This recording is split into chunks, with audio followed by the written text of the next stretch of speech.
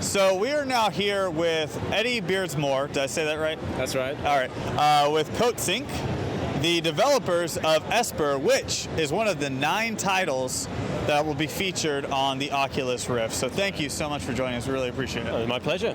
Yeah. So you actually, Eric, you got a chance to preview Esper. Yeah, that was awesome. It was very disorienting, but in a good way. Like, I liked it, and I pretty much felt like I knew what I was doing, which is always a great thing with a game like that, because I didn't feel lost, and it's just, I had a lot of fun with it. Great job, guys. Thanks. Thank you very much.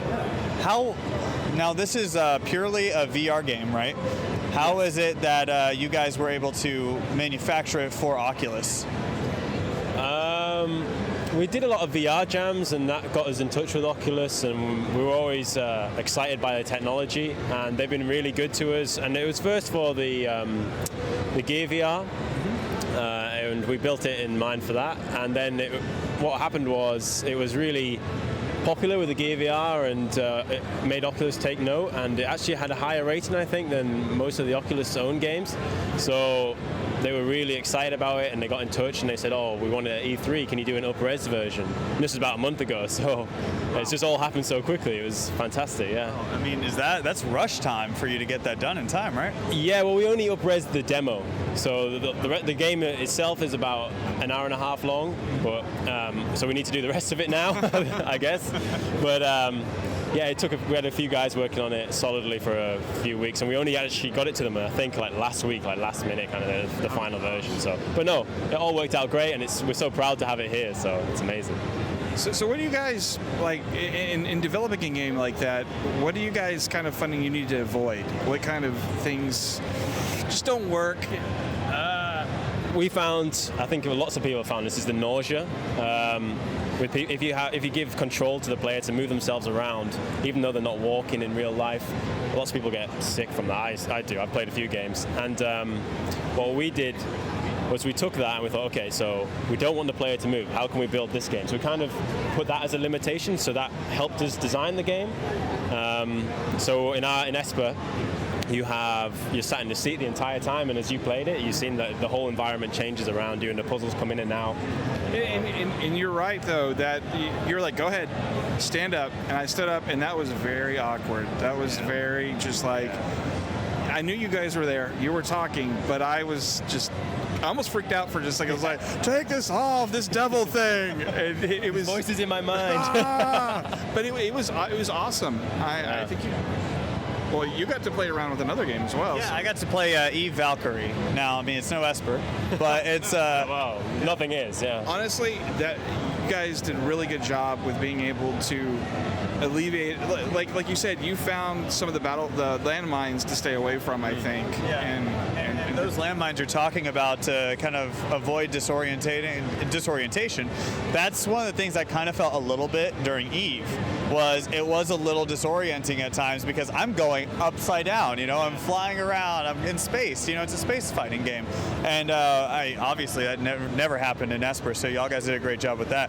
But how is it that you're able to create that environment like that? That's such an open environment to where you can look over a desk or you can look under a desk or something like that? Oh, you'd have to ask the programmers that. I mean, that's not actually available really in the Gear VR version. You have a little bit, but that was only introduced with the new demo for the Rift. Okay. But yeah, the programmers, it's their magic. Well, I was telling you earlier that when the trailer came out, I absolutely loved how funny it was, and obviously I didn't hear it, but is it that same humor in that game? Yes, very, very. I liked it. I haven't actually seen the trailer, so I'm just going to go off, which is a good thing for me to be able to do, is 70s-ish? Yeah, we went for kind of Mad Men kind of era, and we went for the whole Stanley Parable Portal kind of narrative, which has that comical side, but there's like an evil twist to it as well. Yeah, much props to whoever does the voice on that. He's great. Yeah. Good job on that. Now, as you said, it's about an hour and a half long. Yeah. And are you ever moving around? Are you going anywhere? Or is the environment just where you're at? The entire game takes place from that office that you start in. Right. Wow. That's just an hour and a half of that's awesome. on playing a game, I'm sure you couldn't sit through the entire hour and a half. Would you say, or do people do it? I've done it, but no, it's split up into 6 chapters. So you can split it up like that, and that's how you reload the game as well as you start each chapter if you want. So you're probably talking about 15 minutes per chapter. And we could talk about Esper all day, but you've got other titles that you guys are working on as well, like Shoe. Yes. Yeah, I mean that one looks really fun to play. Yeah. Can you tell us a little bit about that? Yeah, Shoe is a platformer inspired a little bit from Rayman and things like that.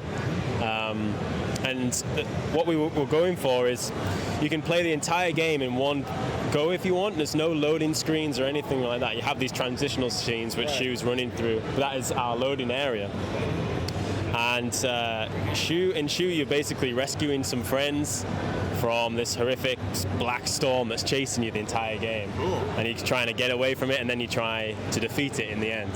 But it's really beautiful, the artwork. We've got some really great artists in our team, and so the Secret Lunch who we're working with for the game. And we're hoping to have that out fairly soon. I can't put a definite date on it just yet. It's okay.